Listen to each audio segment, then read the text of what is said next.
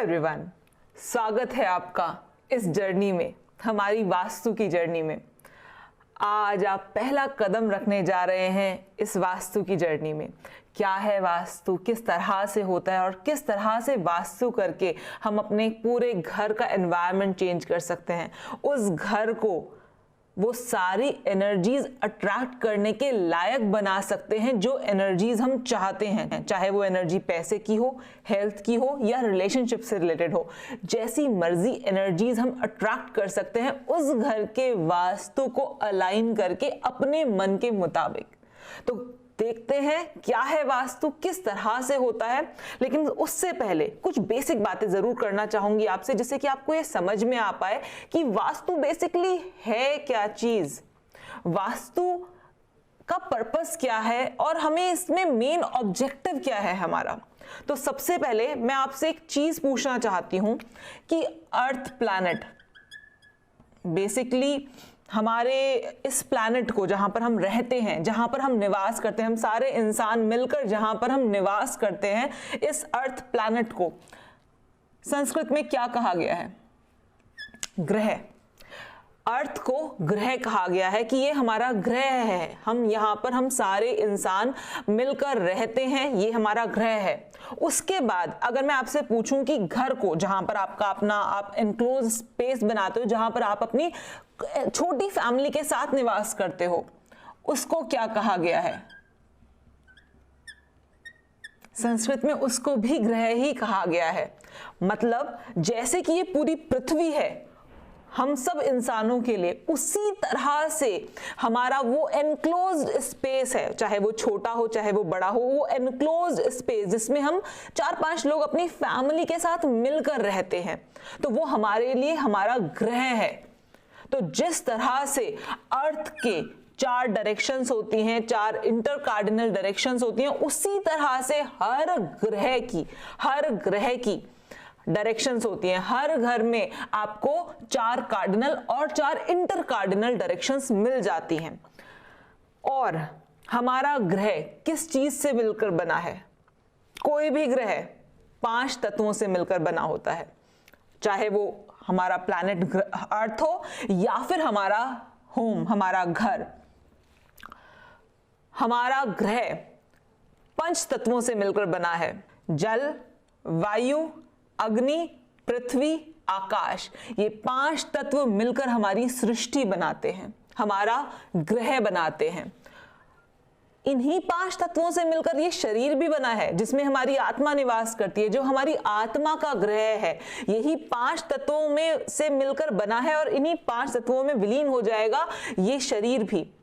जब हम कहते हैं कि कोई विकार आ गया, कोई बॉडी में कोई विकार आ गया, हमारा उठने का मन नहीं कर रहा, हमारा खड़े होने का मन नहीं कर रहा, हम काम नहीं कर पा रहे, तो बेसिकली इन 5 तत्वों में विकार आ गया। जिस चीज के लिए ये बॉडी बनी है, जिस चीज के लिए शरीर बना है, अगर हम इस शरीर से वो काम नहीं ले पा रहे, तो इसका मतलब 5 तत्वों में विकार आ गया। और जैसे ही ये 5 तत्व बैलेंस हो जाएंगे, माइंड माय वर्ड्स, जैसे ही ये 5 तत्व बैलेंस हो जाएंगे, हमारा विकार दूर हो जाएगा और हम इस शरीर से वही काम लेना स्टार्ट कर सकते हैं दोबारा से, जिसके लिए बना है। उसी तरह से हम अपना ग्रह बनाते हैं तो किस लिए बनाते हैं? हम अपना घर बनाते हैं तो हम खुशहाली के लिए बनाते हैं कि हम यहाँ पर खुश रहेंगे, हमारे रिलेशनशिप्स अच्छे फलेंगे फूलेंगे, हमारा परिवार बढ़ेगा, हमें धन संपत्ति का लाभ होगा और बेसिकली हम यहाँ पर रहेंगे तो हम स्वस्थ रहेंगे। यही सब कामनाओं के साथ, आशाओं के साथ हम अपना ग्रह का निर्माण करते हैं। लेकिन अगर 5 तत्वों में विकार आ गया तो ये इच्छाएं पूरी नहीं हो पाती उस ग्रह से। तो बेसिकली मैं सिर्फ एक लाइन में बोलना चाहूंगी कि क्या है वास्तु। वास्तु का मतलब कुछ भी नहीं है, सिर्फ और सिर्फ एक सिंपल चीज है वास्तु। वास्तु का मतलब है 5 तत्वों को बैलेंस कर देना। किसी भी एनक्लोज स्पेस में, किसी भी ग्रह में उन 5 तत्वों को बैलेंस कर देना और उन 5 तत्वों को बैलेंस करके जो घर से हमारी जो अपेक्षाएं हैं वो पूरी हो पाए, इसलिए हम वास्तु करते हैं। वास्तु का मतलब कुछ भी नहीं, सिर्फ और सिर्फ 5 तत्वों का बैलेंस बिठाना है। अगर कोई तत्व बढ़ा हुआ है तो उसको बैलेंस करना है, कम करना है। अगर कोई कम है तो उसको बढ़ाना है, बस बैलेंस। ये पूरा का पूरा वास्तु एक ही शब्द पे टिका हुआ है, बैलेंसिंग ऑफ दीज 5 एलिमेंट्स। तो सबसे इंपॉर्टेंट क्या हो गया, आत्मा क्या हो गई वास्तु की, ये 5 एलिमेंट्स। इनफैक्ट मैं ये कहूंगी कि ये सिर्फ वास्तु की ही आत्मा नहीं है। अगर आप ऑकल्ट साइंस का कोई भी टॉपिक उठाएं, चाहे वो एस्ट्रोलॉजी हो, चाहे वो न्यूमरोलॉजी हो, चाहे वो रेकी हो, चाहे वो प्राणिक हीलिंग हो, चाहे वो डाउजिंग हो, कुछ भी, इनफैक्ट हमारी पूरी की पूरी जो आयुर्वेद शास्त्र है वो सब इन 5 तत्वों पर ही आधारित है, क्योंकि मैंने कहा ना, सृष्टि में इन 5 तत्वों के बाहर कुछ है ही नहीं। तो आइए जानते हैं इन 5 तत्वों के बारे में। हो सकता है कि आपने इन 5 तत्वों के बारे में पहले से भी पढ़ा हुआ हो या कुछ रट्टा वट्टा मारा हुआ हो, बट जस्ट इतना सा आपसे रिक्वेस्ट करूंगी कि जो भी आपने पढ़ा है ना, उसको थोड़ी देर के लिए साइड रख दीजिए और जो मैं कहने जा रही हूं उसको सुनिए। मेरी गारंटी है, एश्योरिटी देती हूं आपको इस बात की, आपको जिंदगी में कभी 5 तत्वों के बारे में कंफ्यूजन क्रिएट नहीं होगी। किसको बढ़ाना है तो क्या करना है, किसको घटाना है तो क्या करना है, सिर्फ और सिर्फ यही चीजें जानना बहुत जरूरी है। और इनके बारे में आपको जिंदगी भर कोई भी परेशानी नहीं सामना करना पड़ेगा। शर्त सिर्फ इतनी है कि जो आज मैं बताने जा रही हूं उसको पूरे के पूरे मन से सुनिएगा, पूरे के पूरे दिल से सुनिएगा, पूरा ध्यान सिर्फ और सिर्फ यही होना चाहिए। 5 तत्वों में आपको जिंदगी में कभी कोई दिक्कत नहीं आएगी, इस बात की गारंटी है। आइए जानते हैं थ्योरी ऑफ 5 एलिमेंट। ये 5 एलिमेंट साइकिल स्टार्ट होती है पानी से। जब पानी बरसता है तो क्या पैदा होता है, पेड़ पौधे पैदा होते हैं। ये पेड़ पौधे ही हैं जिनकी ऑक्सीजन की वजह से हम जी पा रहे हैं। तो जिनकी ऑक्सीजन, बेसिकली पेड़ पौधे हवा बनाते हैं। तो हम ये कह सकते हैं कि जो वुड एलिमेंट है, पानी किसको जन्म देता है, वुड एलिमेंट को। हमने पेड़ पौधों को यहाँ पर वुड एलिमेंट माना है, या फिर इसको एयर एलिमेंट भी कहा जाता है।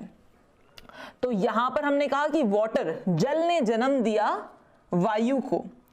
किसके द्वारा जन्म दिया, ऑब्वियस बात है पेड़ पौधों के द्वारा जन्म दिया, लेकिन एलिमेंट क्या बोला गया, ये वाटर एलिमेंट ने जन्म दिया, क्रिएट किया एयर एलिमेंट को, वुड एलिमेंट को। उसके बाद अगर हम बात करें वुड की, तो लकड़ियों में आग लगाते हैं तो हमें अग्नि प्राप्त होती है। तो हम ये कह सकते हैं कि वुड एलिमेंट किसकी जननी है, वुड एलिमेंट जननी है फायर की। वुड एलिमेंट जननी है फायर की, अग्नि तत्व की। अब जब आग, किसी भी चीज में अगर आग लगा दो तो क्या बचा रह जाता है, सिर्फ और सिर्फ अर्थ एलिमेंट बचा रह जाता है, खाक बची रह जाती है, अर्थ एलिमेंट बचा रह जाता है, राख बची रह जाती है। तो हम ये कह सकते हैं कि फायर एलिमेंट जन्मदाता है, फायर एलिमेंट जन्मदाता है अर्थ एलिमेंट का, पृथ्वी तत्व का। और पृथ्वी तत्व, जब अगर हम पृथ्वी तत्व को, या जमीन के अंदर से क्या खजाने निकलते हैं, जितने भी हमारे मेटल्स हैं वो कहां से निकलते हैं, पृथ्वी के अंदर से निकलते हैं। तो मेटल एलिमेंट अर्थ एलिमेंट से पैदा हुआ। इस मेटल एलिमेंट को आकाश तत्व भी बोला गया। और आकाश से वर्षा फिर वापस से हो जाती है पानी की।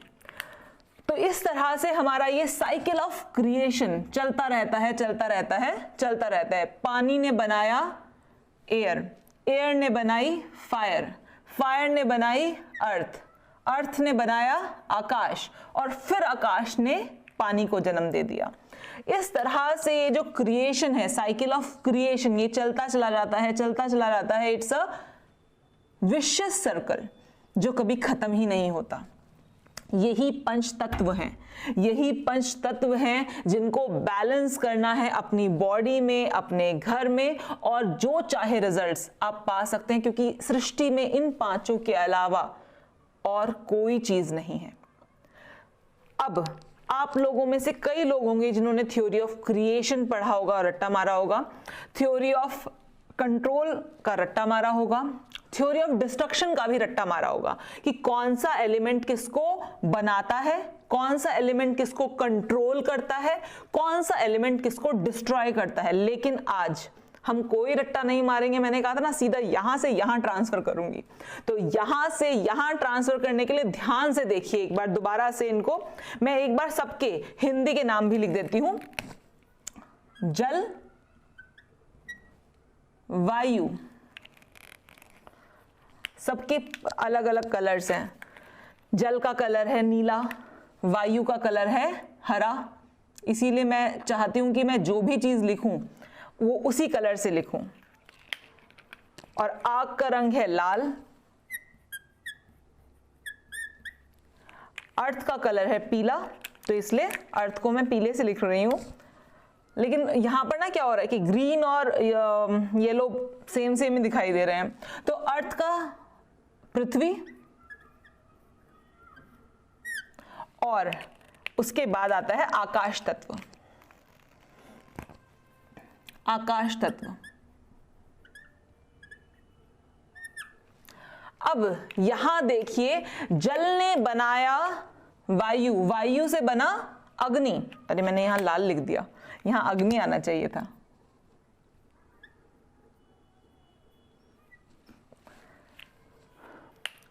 तो जल ने बनाया वायु, वायु ने बनाई अग्नि, अग्नि ने बनाई पृथ्वी, और पृथ्वी ने बनाया आकाश को, और आकाश ने फिर दोबारा से जल को। तो यहां पर साइकिल ऑफ क्रिएशन तो आपको समझ में आ गई कि साइकिल ऑफ क्रिएशन क्या है, कौन किसको बना रहा है। अच्छा, हमें किसने बनाया है? हाँ, अनडाउटेडली भगवान ने हम सबको बनाया, लेकिन इंडिविजुअली अगर मैं अपनी बात करूं तो मुझे मेरे माँ बाप ने बनाया, मुझे मेरे पेरेंट्स ने बनाया है, ठीक है।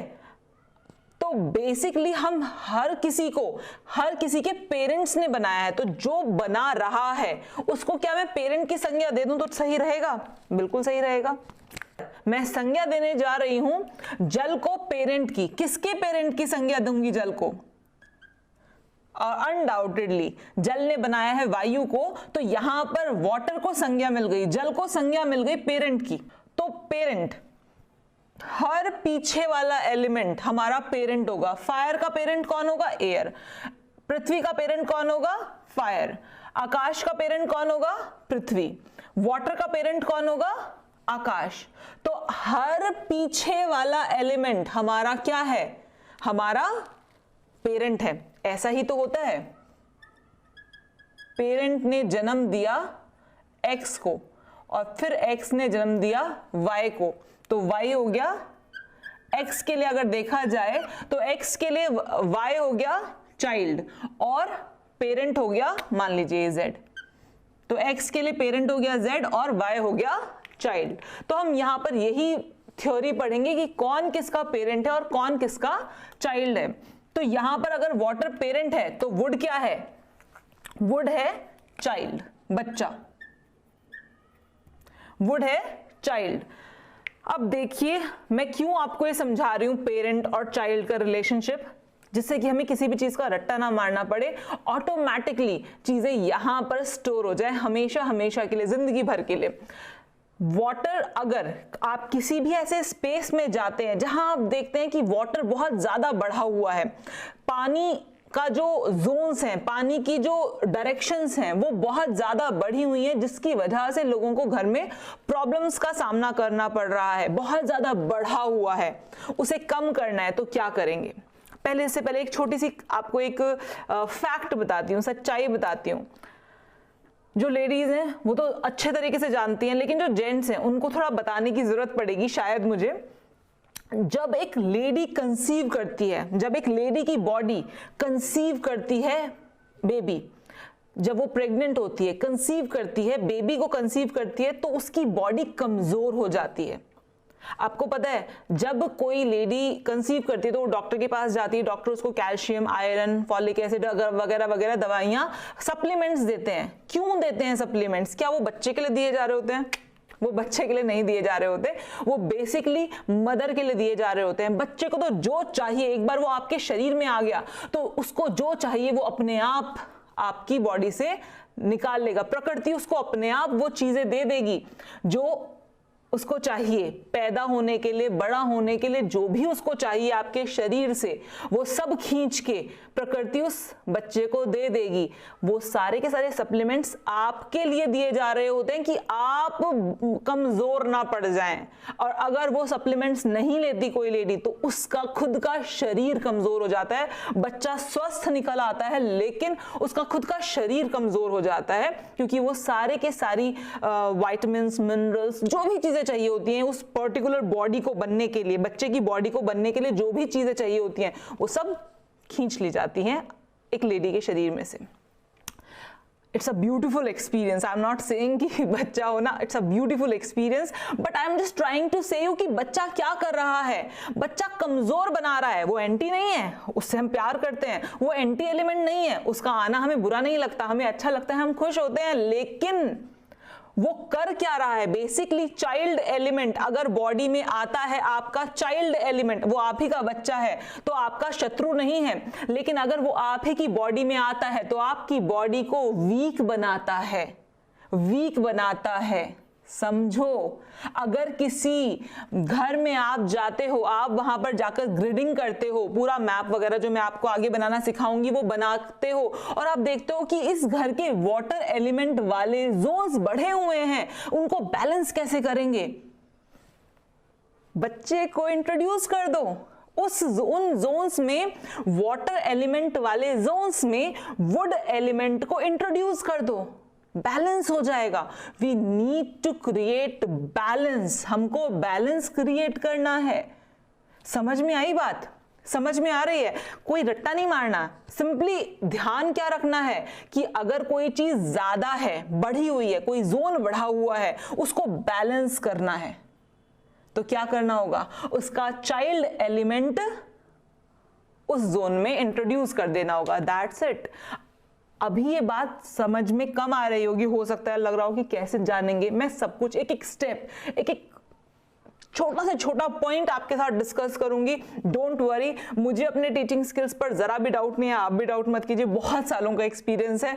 जब मैंने छोटे छोटे बच्चों को पढ़ा दिया, मतलब छोटे छोटे तो नहीं थे, कह रहे वो सीए के बच्चे, लेकिन जब मैंने उन लोगों को पढ़ा लिया तो आप तो फिर भी बहुत बड़े हैं, बहुत समझदार हैं। तो आइए देखते हैं, अगर वाटर एलिमेंट कम है, अगर वाटर एलिमेंट कम है, ज्यादा होगा तो क्या करेंगे? चाइल्ड एलिमेंट को इंट्रोड्यूस कर देंगे। लेकिन अगर वाटर एलिमेंट कम है, किसी बिल्डिंग में आप जाते हो, आप चार्ट बनाते हो, आप सारा ग्रिडिंग करते हो पूरा का पूरा, एंड आप देखते हो वाटर एलिमेंट कम है, अभी क्या करेंगे? जब भी हम कमजोर होते हैं तो हमारे पेरेंट हमें सपोर्ट करते हैं। पेरेंट्स हमेशा आपको बढ़ावा देते हैं, आपको सपोर्ट करते हैं, आपको उठने में मदद करते हैं। बेसिकली वो क्रिएटर है ना हमारे, तो जिस चीज को हमने क्रिएट किया होता है वो कभी भी कम होती है या वो कभी भी परेशान होती है तो हम हमेशा उसको बढ़ा सकते हैं, हमारे पास इतनी कैपेसिटी होती है। तो पेरेंट हमेशा, जब भी कोई एलिमेंट कम होगा, मान लीजिए आप किसी घर में जाते हो और आप देखते हो कि वाटर एलिमेंट तो यहाँ पर कम है, तो क्या करोगे?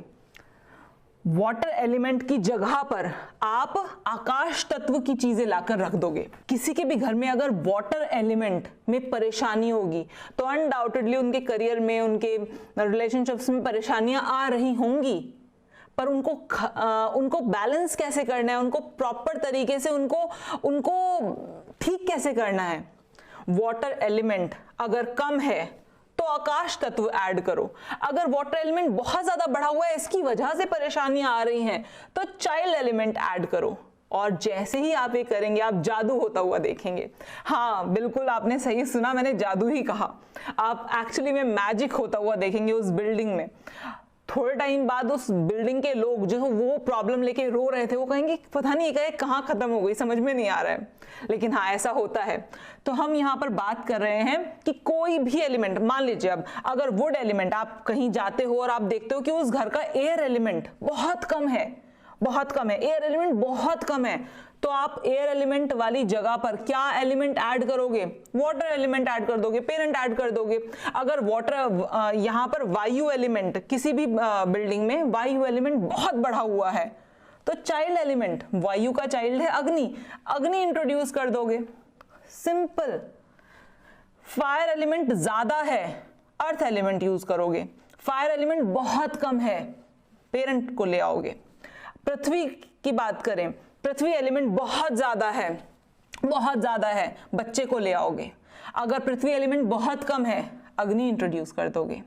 तो कहने का मतलब सिर्फ इतना सा है, बहुत छोटी सी और बहुत सीधी सी बात है, आगे वाला बच्चा है वो कंट्रोल करेगा, वो कम करेगा। अगर कोई भी एलिमेंट बहुत बढ़ा हुआ है, उसको कंट्रोल करना है, खत्म नहीं करना, कंट्रोल करना है, तो बच्चे को ले आएंगे। अगर कोई एलिमेंट बहुत कम है तो क्या करेंगे? पेरेंट एलिमेंट को इंट्रोड्यूस करेंगे। आगे वाला बच्चा है, पीछे वाला पेरेंट है। आगे वाला बच्चा है, पीछे वाला पेरेंट है। Isn't that it very simple? अब ये बात तो क्लियर हो गई है कि कौन बच्चा है और कौन पेरेंट है। आगे वाला बच्चा, पीछे वाला पेरेंट। तो जो हमारा बच्चा है वो भी हमारा दुश्मन नहीं हो सकता। हाँ, हम अगर कोई एलिमेंट बहुत ज्यादा बढ़ा हुआ है, उसको कंट्रोल करना है, उसको कम करना है, तो अनडाउटेडली आप बच्चे को इंट्रोड्यूस कर सकते हो। लेकिन इसका मतलब ये बिल्कुल भी नहीं है कि उसका दुश्मन हो गया। दुश्मन एलिमेंट कौन है? मतलब जो एलिमेंट अगर किसी एलिमेंट में आ गया तो उस एलिमेंट को खराब करने लगेगा।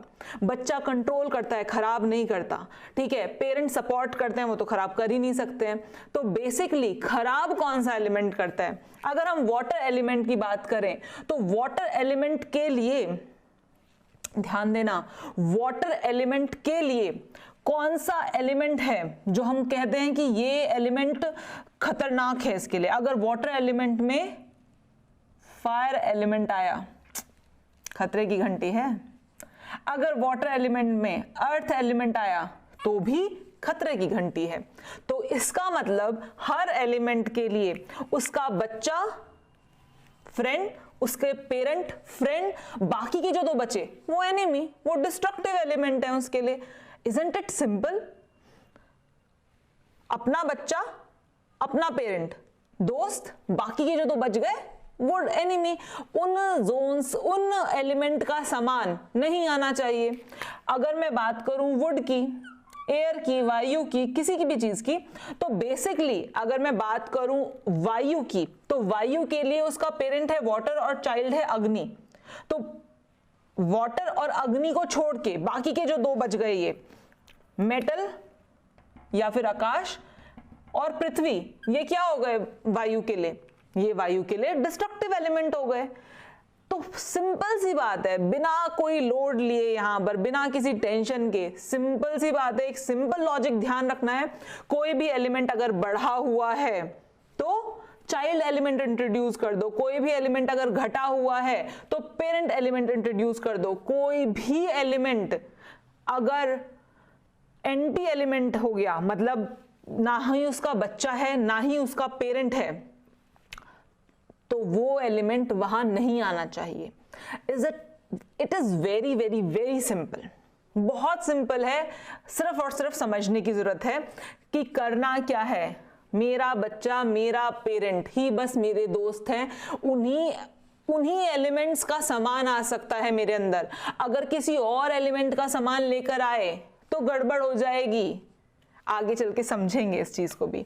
इतना समझ में आया कौन किसको डिस्ट्रॉय करता है, कौन किसको बढ़ाता है, कौन किसको घटाता है? बिल्कुल, मैं बहुत श्योर हूं कि आपको पूरी तरह से समझ में आ चुका है। अगर आपकी इच्छा करे तो आप इस वीडियो को दोबारा से भी देख सकते हैं, क्योंकि ये बहुत जरूरी है। आत्मा है ये आत्मा है। अगर यही कमजोर रह गई तो अच्छी नहीं बनेगी बिल्डिंग। तो आइए देखते हैं इन सब एलिमेंट्स के कलर क्या होंगे, मेटल क्या होंगे और शेप्स क्या होंगी। चलिए देखते हैं। वाटर, अनडाउटेडली ब्लू से लिख रही हूं तो इसका कलर ब्लू ही है। ब्लू भी है और ब्लैक भी है। वाटर का कलर ब्लू और ब्लैक दोनों है। और अनडाउटेडली जब वाटर बनता है तो आप देखिए उसका कलर ब्लू आता है, और बहुत दूर से देखो तो उसको वो ब्लैक कलर का भी दिखाई देता है। इसी वजह से हम कहते हैं कि वाटर का कलर ब्लू और ब्लैक है। इसका मेटल कौन सा है? एल्यूमिनियम। और शेप क्या है? वेवी शेप है। तो हम यहां पर अभी सिर्फ और सिर्फ आप अपनी जानकारी के लिए इसको अभी ध्यान रखिए, इसको नोट डाउन करके रख लीजिए। इनफैक्ट आपको नोट्स मिले होंगे, उसमें सब कुछ लिखा हुआ है ऑलरेडी, नोट डाउन करने की जरूरत नहीं, लेकिन एक बार आप देख लीजिए कि क्या क्या है, किस किस तरह से है। उसके बाद हम बात करते हैं जल के बाद हम बात करते हैं वायु की, एयर एलिमेंट की। एयर एलिमेंट में कलर क्या है एयर एलिमेंट का, कैसी होती है, ग्रीनरी, अनडाउटेडली ग्रीन ही होती है, और तना ब्राउन होता है। तो ग्रीन और ब्राउन एलिमेंट एयर एलिमेंट का कलर है। मेटल है स्टेनलेस स्टील, और शेप है रेक्टेंगल। उसके बाद फिर बात करेंगे हम फायर एलिमेंट की, तीखा सा फायर एलिमेंट। अब ये फायर एलिमेंट क्या है, इसका कलर क्या है, ऑल काइंड्स ऑफ रेड, और यू कैन से रेड की फैमिली। अभी रेड की फैमिली में सब कुछ आ गया, रेड आ गया, ऑरेंज आ गया, पिंक आ गया, सारी रेड फैमिली, मरून आ गया, सारी रेड फैमिली रेड में आ गई, all kinds of red. Metal क्या है, कॉपर, और इसका शेप क्या है, तीखी शेप है। कौन सी शेप है, तीखी, ट्राइंगल, तो शेप है इसकी ट्राइंगल। उसके बाद हम बात करेंगे अर्थ एलिमेंट की।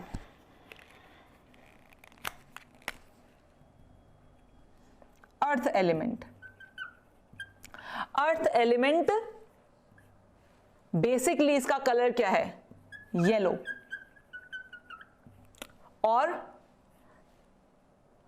एलिमेंट कौन सा होगा, मेटल कौन सा होगा, इस एलिमेंट का मेटल होगा ब्रास, एंड शेप है इसकी स्क्वायर। उसके बाद बात करते हैं हम आकाश तत्व की। आकाश तत्व क्या है, आकाश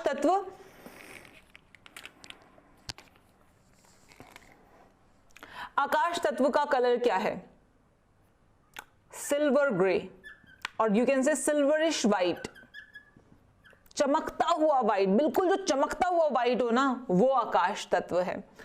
इसका मेटल है आयरन, और इसकी शेप है राउंड, इसकी शेप है राउंड। तो इस तरीके से हमने पांचों तत्वों के कलर, मेटल और उनकी शेप्स देखी। अब नेक्स्ट क्लास में हम पढ़ेंगे इन पांचों तत्वों में हमने कौन से जोन्स को कैटेगराइज किया है। पहली बात तो कितने जोन्स होते हैं, और ये बहुत इंपॉर्टेंट होने वाला है। मिलते हैं नेक्स्ट क्लास में, जहां पर हम जानेंगे 16 जोन्स के बारे में, किस तरह से हमने 4 कार्डिनल और 4 इंटर कार्डिनल डायरेक्शंस को बांटा है और उनको 16 जोन्स का नाम दिया है। क्या क्या है ये 16 जोन्स, नेक्स्ट क्लास में जानते हैं।